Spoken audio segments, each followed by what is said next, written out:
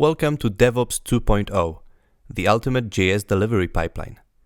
This is a recording of a workshop we gave at the 2021 DevOps JS conference. For your convenience, we split the recording into 9 parts. For all relevant links, timestamps, and more information, see the description box below. This, what you can see here, is the initial view available to you, the view of your workspace available to you after you sign into Buddy. And to start working with a repository, you click Create a New Project. And right here, you can see that my Buddy workspace is directly integrated with my GitHub account, which allows me to take any of the Git repositories that are available to me, both personal and from other organizations that I'm a member of, and start working on it with Buddy. So what I'm going to do now is I'm going to filter the repository list to find the name of the app. And here it is. Now the repository is imported into Buddy. You've seen how quick that was. And all I have to do now is go over to the Pipelines tab and start automating different things that we can achieve with Buddy. So the first pipeline, the first thing that we're going to automate is this very basic delivery pipeline. The entire idea behind this pipeline is that first of all, it runs automatically whenever you push new changes to the main branch of your project. The second is that the pipeline is going to build your app and test it, and then it's going to transfer the files over to a server and run the application on the server. So let's set up a Buddy pipeline that's going to do just that. So let's call this pipeline, let's call it prod, right? It's a good pipeline that we can consider our production pipeline that's going to build, test, and deploy the application. And as I mentioned, I want the pipeline run every time it detects that there are changes pushed to the main branch of my project. So I have chosen the on push trigger mode, and I'm going to add the pipeline. Right, so as you can see, Buddy detects, depending on the contents of your repository, Buddy suggests what actions it thinks that would be cool to add to your pipeline. And I agree that a Node.js action is a good choice here. So my first action, I'm going to have it install all of the app's dependencies, and I'm going to have it build the application. Right. Okay, so I'm going to add this action. That's the first one. Now, the next thing I want this pipeline to do with the code that's in my repo is to run the unit tests that are defined for this application. So I'm going to click the plus icon here, and I need another Node.js action. So I'm using the filter field here to find a Node.js action. And what I want to do here is run npm run test. And this command is going to trigger the integration tests that are in the application repository. Now, when the application is built and it's tested, now remember that these actions here, these visual representations, these are the steps that the code is going through, and the order that this all happens is from top to bottom. And whenever any of these actions fail, we can define the behavior, but the most basic one is that the pipeline fails. So let's assume that the app is built successfully and that the tests run successfully. What we want to do next is to transfer the build application to a server. So I'm going to do just that with the SFTP action. Now, I have set up a server beforehand. The server, it's a simple server, a live server, Node.js live server. So what I'm going to do with this action and the next one is I'm going to transfer the build app to that server and then run a script, and that's going to run this app on our server. So first of all, what I need to define is the path where the app is built in the pipeline file system. So this is the path. And then I'll need to point the action to the server where I want the app to be transferred. Now let me enter the server details here, and I'm going to authenticate with my private SSH key. So I'm going to enter the passphrase for my private key, And as you can see, I can upload the key straight from my disk, or I could paste the contents here. I think that uploading the key from the disk is very convenient, so I'm going to do just that. And right here, I want to specify the directory to which the contents of the app are going to be copied. So I'm going to add this action. And now the last thing to do, or the next to last, would be actually running a script that runs the app on the server. So to do that, what I have to do is I have to connect to the server and run some commands on it. So the first command I need to run is I need to make the run script that is one of the build artifacts executable, and then simply run the script. And again, I need to specify the server details. Now, you might wonder, do you really have to do this manually every time you add a new action? Well, really, you don't. I just wanted to be starting as naturally as you guys are right now. I could easily save the server details or my SSH key as an environment variable in my body project and then just reuse it across multiple pipelines. But as I'm starting fresh, I wanted to show you how this is going to be done when you're doing this for the very first time. So now let me go quiet for a second and set this up. Again, uploading my private key from the disk.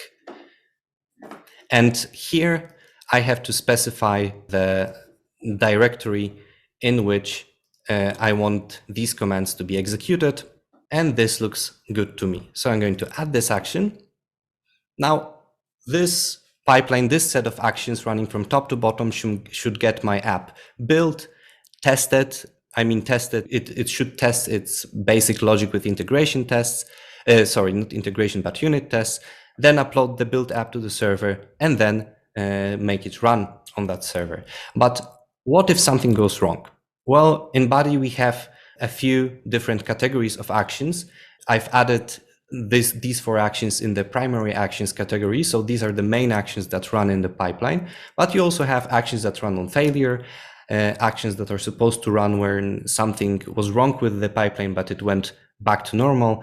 And there are 2 other categories of actions. But the most useful for many of us is going to be the category of actions that run on pipeline failure. So here, I think a very good practice is to send out a notification when something goes wrong with your pipeline. So what I'm going to do is I'm going to add a Slack notification that's going to send a message to a test channel that I have set up on my Slack.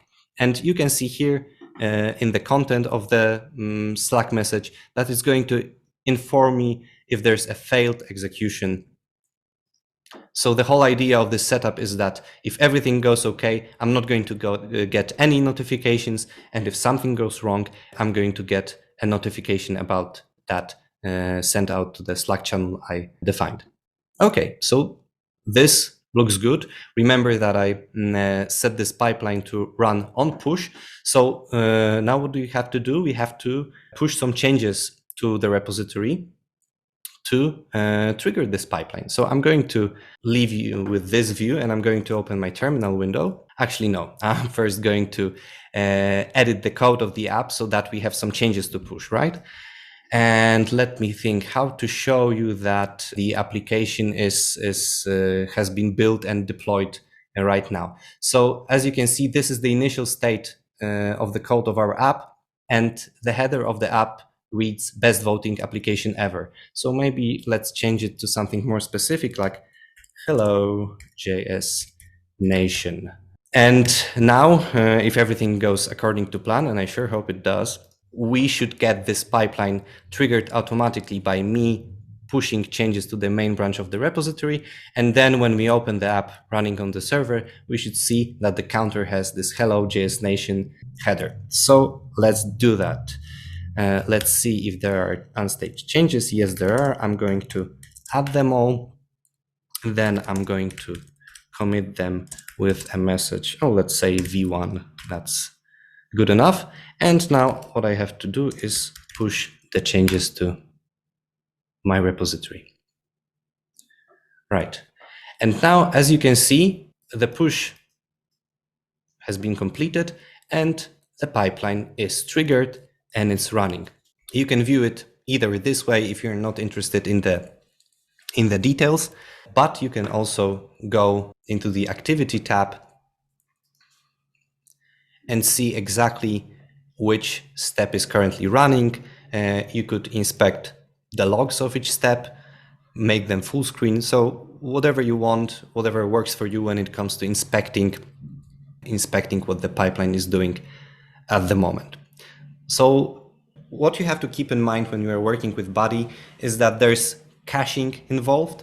So first run on every pipeline is going to take a little bit longer than each subsequent run, because things with the first run, whatever Buddy can cache is cached, and then with subsequent runs, this cache is used. So everything takes just a little bit less time than initially.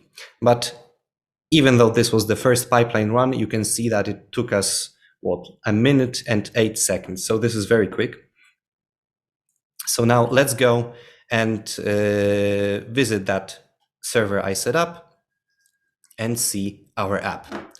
Hello, JS Nation. So the app is running. This is the app that's going to be our companion for this workshop.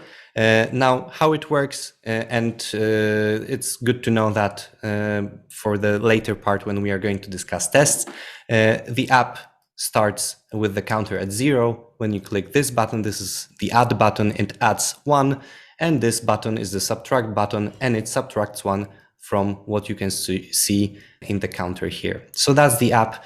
That's our companion for the next steps. We are going to be exploring different ideas and different pipelines with this little thing here. Okay, now this pipeline that runs on push to the project's main branch, this is something that we could employ when we work in this very simple workflow where we push every change to master. There's a single pipeline that that runs some basic tests, and it makes sure that everything is okay, and it automatically deploys our application to a server we defined. And while this might be a viable solution in the short term, with time, you're probably going to see that working with a single branch is problematic, and it can create a lot of trouble for you, quite a kerfuffle when you have to do a few things in parallel. Like, for example, imagine you're working on a new feature and it's like halfway merged. So half of that feature of that work is merged into the main branch, and all of a sudden it turns out that there's a serious bug on production, and what you're instinctively would want to do, naturally what you want to do, is you would want to patch up the app, but your master branch, it's not deployment worthy, right? Because you've taken it apart, you've dug deep, and you need to still do a few things. So it's a good practice, good idea to dedicate one long-running branch to be your production-worthy, production-ready branch, and then all of your work, whether refactoring or bug fixes or whatever else it is you might want to do with your code, you should delegate to different feature branches. Now, with feature branches, how would you want to set up your pipelines when you start employing feature branches? As you remember, we have set up this one to run only when there are new changes pushed to the main branch of your project. But with feature branches, you're obviously going to push new changes to new feature branches. So what I would suggest you to do is create another pipeline that's going to be triggered by different criteria, so to say. Let me show you how to do that. So our starting point, it can be this production pipeline. So you can hover over the pipeline bar and click copy.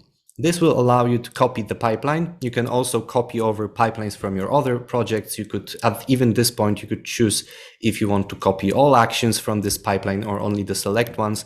But to show you, I'm going to clone all actions, copy them. And as you can see, my pipeline has been duplicated. So I'm going to edit that. Now, first of all, I'm going to change the name of the pipeline so that we don't get confused.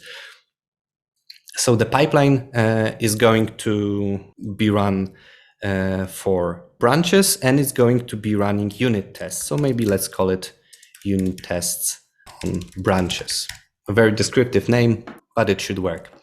Now, again, the on push trigger mode is just fine for this one, as you want your unit tests to run whenever you push something new to one of your branches, so that you are sure that at any point in time you're not breaking your app. But instead of this pipeline being triggered by the single main branch, I'm going to change the trigger mode to branches by wildcard. And what that does is that it expects pushes to all branches other than the project's main branch. So if I create any other branch and I push any changes to it, Buddy is going to take that branch and run automated tests on that branch. So this looks fine. I'm going to save that.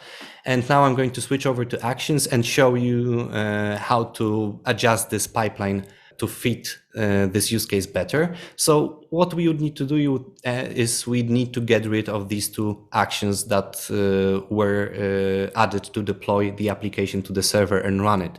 So what I could do is I could simply use this switch to turn them off, but just to keep things nice and clean, I'm going to remove these two actions. So if you open an action, there's to the right-hand side, there's this remove this action button, which allows me to completely get rid of an action from a pipeline. So what we are left with right now is two actions: building the app and running the unit tests. One more action that I'm going to leave in this pipeline is sending notifications to the channel I defined, because you'd really want to know when your pipeline fails, right? So this looks fine.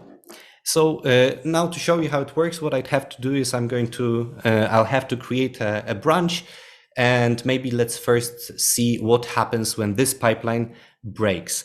And from what I can say, I do not have my Slack open, so let me open Slack, because when the pipeline fails, I'm going to get a Slack notification on my channel. Okay, right, so over to the code of my app. And as I mentioned, there are unit tests defined for the application.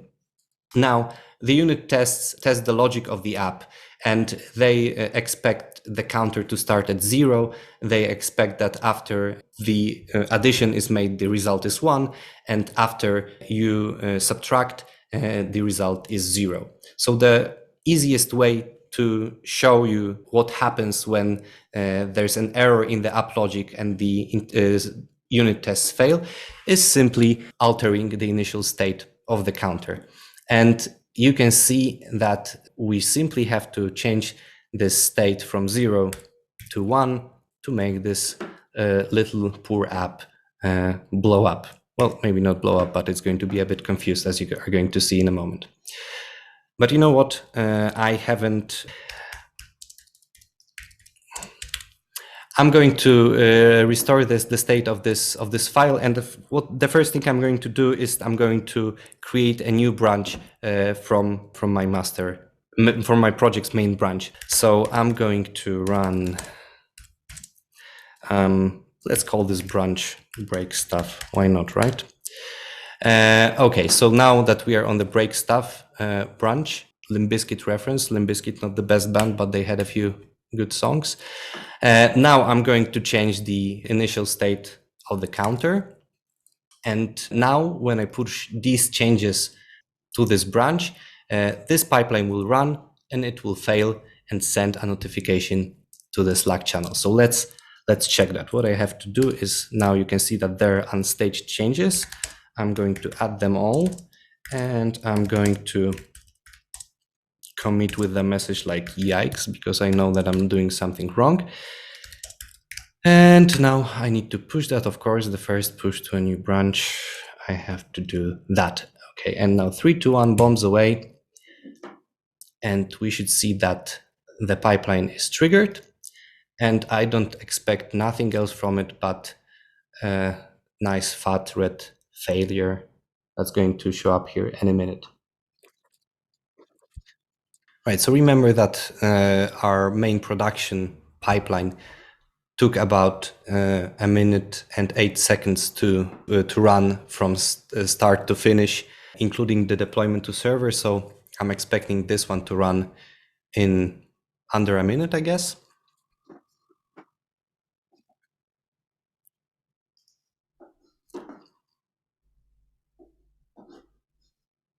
And now the tests.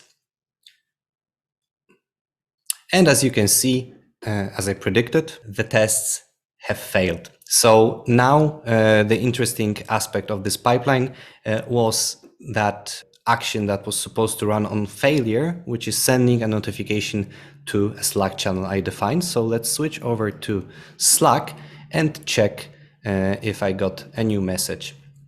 So 3:47 p.m., which was a few seconds ago, you can see that there was a failed execution on the break stuff branch in my project. Right.